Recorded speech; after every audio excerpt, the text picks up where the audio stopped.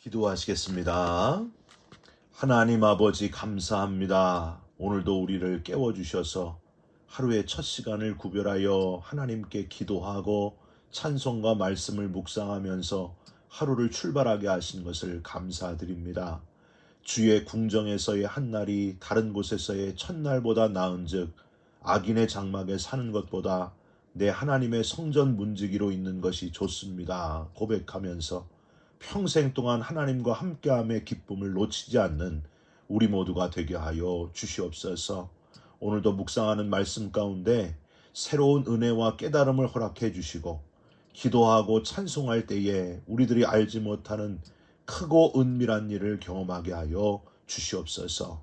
우리 기도를 귀 기울여 들으시는 예수 그리스도의 이름으로 기도 올리옵나이다. 아멘. 오늘 함께 묵상하실 말씀은 시편 61편 1절부터 8절까지의 말씀입니다. 하나님이여 나의 부르짖음을 들으시며 내 기도에 유의하소서. 내 마음이 약해질 때에 땅끝에서부터 주께 부르짖으오리니 나보다 높은 바위에 나를 인도하소서. 주는 나의 피난처시요 원수를 피하는 견고한 망대이심이니이다. 내가 영원히 주의 장막에 머물며 내가 주의 날개 아래로 피하리이다. 셀라. 주 하나님이여 주께서 나의 소원을 들으시고 주의 이름을 경외하는 자가 얻을 기업을 내게 주셨나이다. 주께서 왕에게 장수하게 하사 그의 나이가 여러 대에 미치게 하시리이다.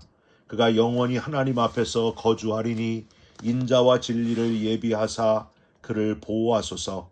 그리하시면 내가 주의 이름을 영원히 찬양하며 매일 나의 소원을 이행하리이다. 아멘. 오늘은 시편 61편 1절부터 8절까지의 말씀으로 하나님만을 의지합니다 라는 제목의 말씀을 함께 나누고 기도하려고 합니다. 찬송가 중에 490장, 통일 찬송가로 542장 주여 지난밤 내 꿈에 배웠으니 라는 제목의 찬송이 있습니다. 많은 분들이 좋아하시죠? 그 2절 가사를 여러분 혹시 기억하십니까? 마음 괴롭고 아파서 낙심될 때 내게 소망을 주셨으며 내가 영광의 주님을 바라보니 앞길 환하게 보이도다.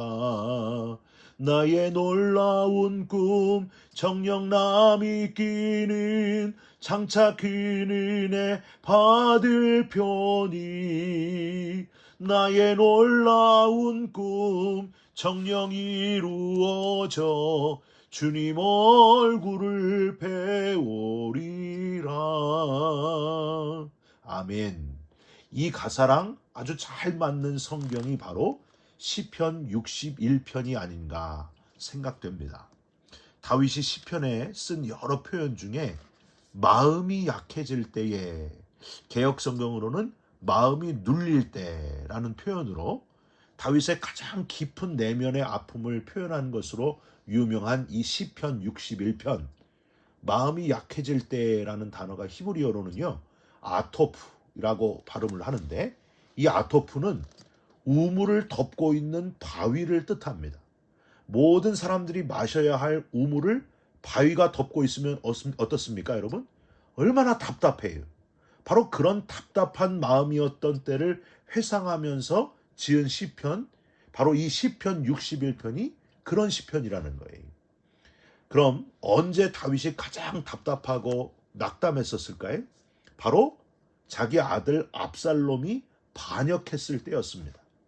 눈에 넣어도 아프지 않은 다윗의 아들 압살롬이 반역을 일으켜서 다윗이 하나님의 도성 예루살렘을 떠나 요단 건너편으로 도망했을 때를 생각하면서 지은 시편, 다윗을 가장 마음 아프게, 가슴 아프게 하는 것이 다름 아니라 자기의 자식이었으니 남에게 제대로 말도 못하고 마치 하나님이 계시지 않는 땅끝으로 추방된 것 같은 느낌이었습니다. 그래서 여러분 오늘 본문 2절에 보시면 내 마음이 약해질 때에 땅끝에서부터 주께 부르짖으오리니 이렇게 되어 있습니다.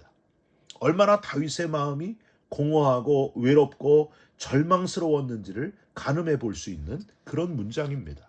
그런데 이런 극심한 마음의 약함과 절망이 결국은 어떻게 결론 지어지는가? 다윗이 그냥 이스라엘 최고의 왕으로 칭송받는 것이 아닙니다. 다윗은 이 절망의 상황에서, 낙담의 이 상황에서 오히려 미래를 바라보고 더욱 강력해져서 오히려 더 굳건하게 결단하게 되었다는 사실입니다. 우리 아까 부른 찬송가 끝에 나의 놀라운 꿈 정녕 이루어져 주님 얼굴을 배우리라, 그 가사처럼 4절 보시면 내가 영원히 주의 장막에 머물며 내가 주의 날개 그늘 아래로 피하리이다. 7절 영원히 하나님 앞에서 거주하리니, 8절 그리하시면 내가 주의 이름을 영원히 찬양하며 매일 나의 서원을 이행하리이다 하고 오히려 더욱더 강해져서 하나님을 향하여 더 큰 확신과 결단을 하면서 고백하고 있는 모습을 보게 됩니다. 사랑하는 성도 여러분, 이게 바로 성도의 모습 아닙니까? 믿음이 없는 사람은요, 마음의 절망이 찾아오면 어떻게 해요? 술을 마시거나 정신을 잃을 정도로 아주 술에 취해가지고 지금 현실의 절망을 잊어버리려 합니다. 마음속에 있는 스트레스를 자녀나 배우자에게 표출하고 폭력으로 다른 사람에게 피해를 주기도 합니다. 혹 에이 재수가 없어서 그렇다, 팔자가 세서 그렇다 하고 체념해 버릴 수도 있습니다. 그런데 우리 그리스도인은 그래서야 되겠습니까? 하나님을 마음에 모시고 있는 사람은 달라야죠. 이 모든 것들이 하나님이 내 삶을 이끌어 가시는 과정 중에 하나님을 믿고 담대하게 견뎌내야 됩니다. 흔들리지 않도록 더 하나님께 열심히 기도하게 됩니다. 말씀 속에서 응답을 찾아야 합니다. 그게 바로 성도의 모습이라고 하는 거예요. 저와 여러분의 선택이 아주 중요합니다.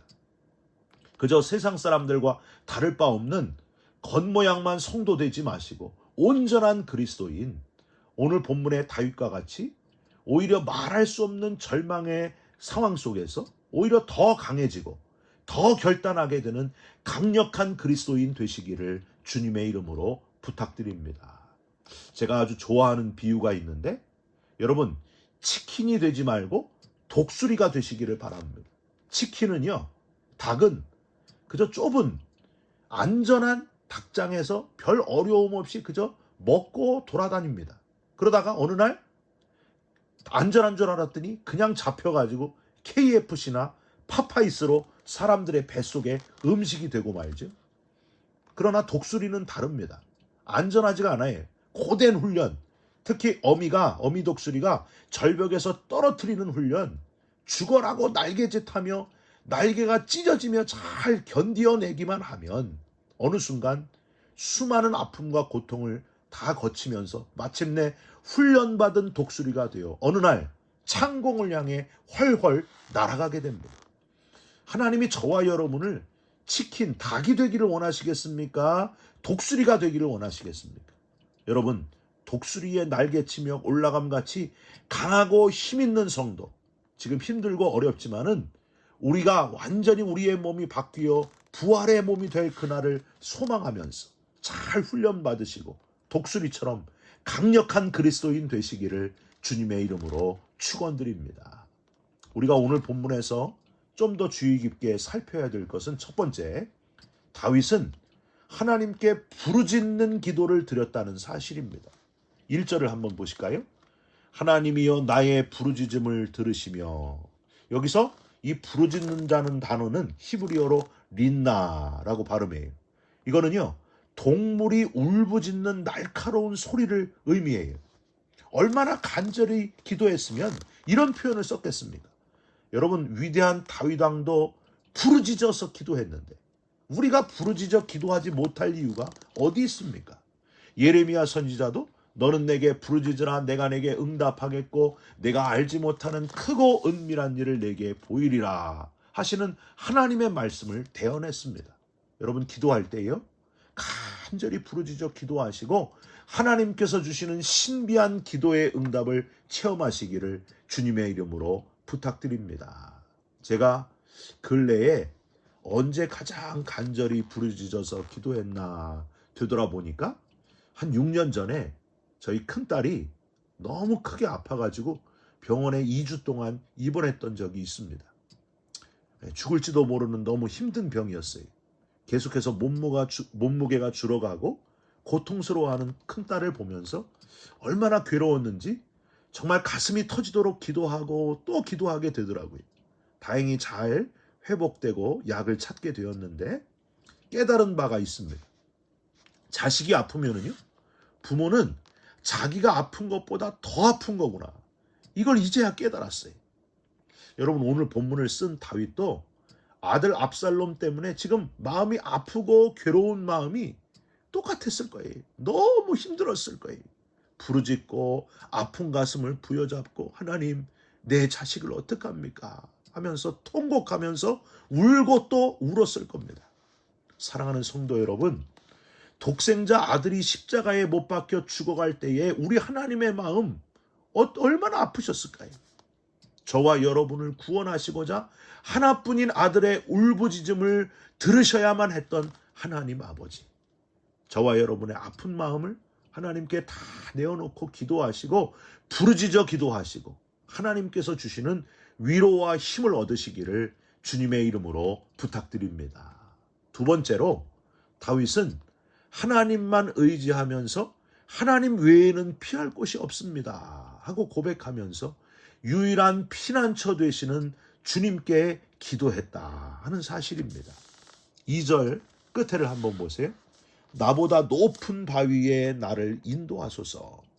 여기서 이 높은 바위는 버서 야룸이라고 발음하는데, 이거는요 그냥 높은 곳에 있는 바위가 아니고요, 너무나 높은 곳에 있고 험준해서 감히 인간의 손이 닿지 않는, 심지어 창공을 날아가는 매나 독수리조차도 숨이 차가지고 헐떡이는 그런 높고 험준한 바위를 가리키는 그런 표현입니다. 버서 야룸.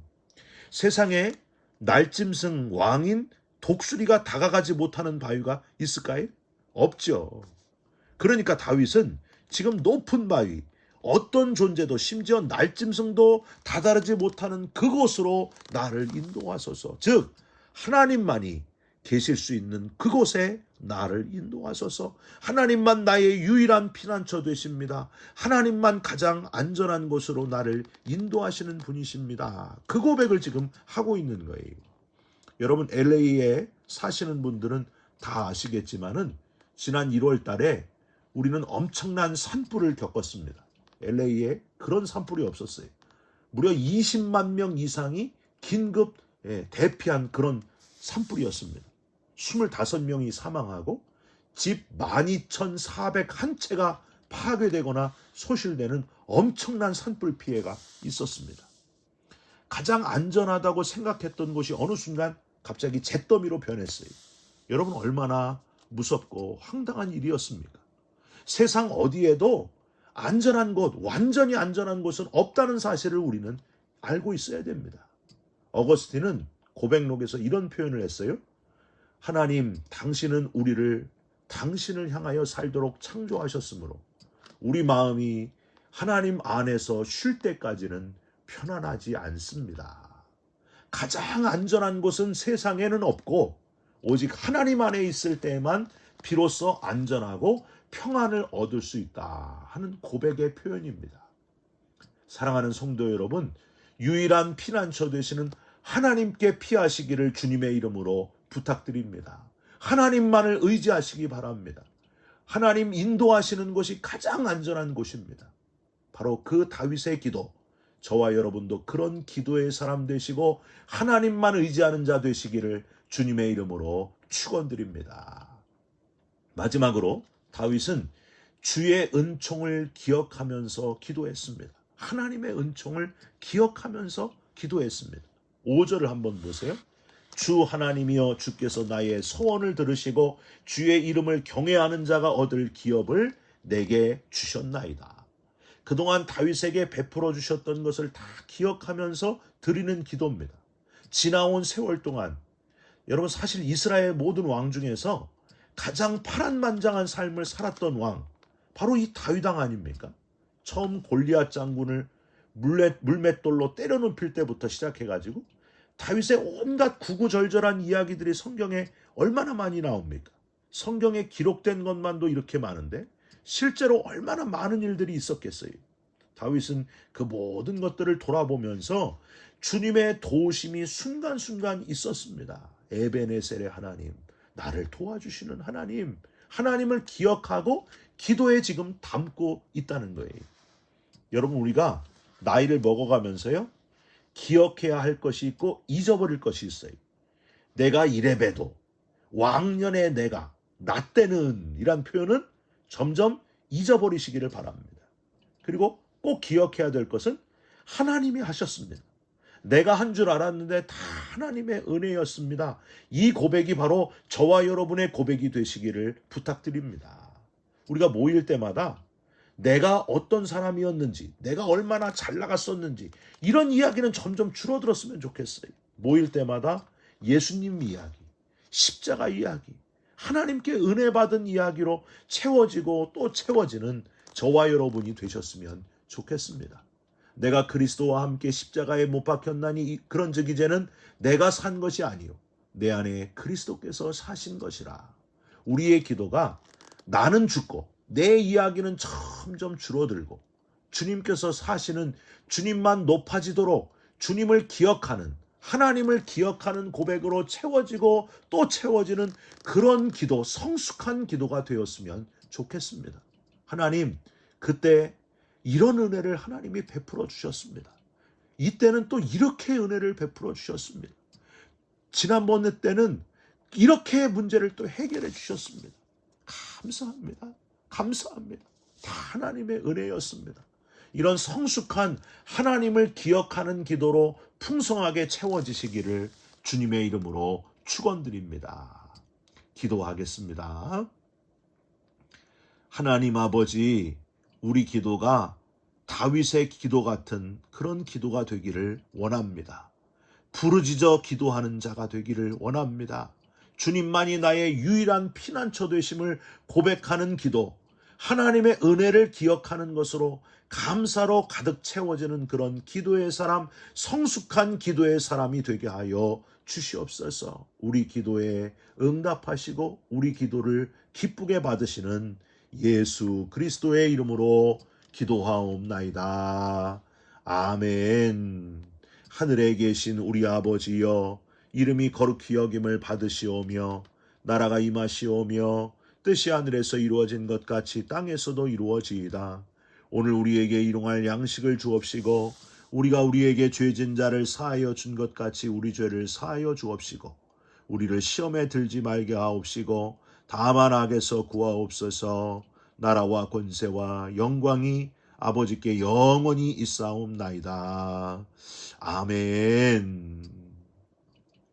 사랑하는 성도 여러분, 저와 여러분의 기도가 성숙한 기도가 되기를 원합니다. 부르짖어 기도하시고 하나님만 의지하며 유일한 피난처 되시는 하나님을 고백하며 찬송하면서 그렇게 기도하시기를 주님의 이름으로 부탁드립니다. 여러분 사랑합니다. 축복합니다. 감사합니다.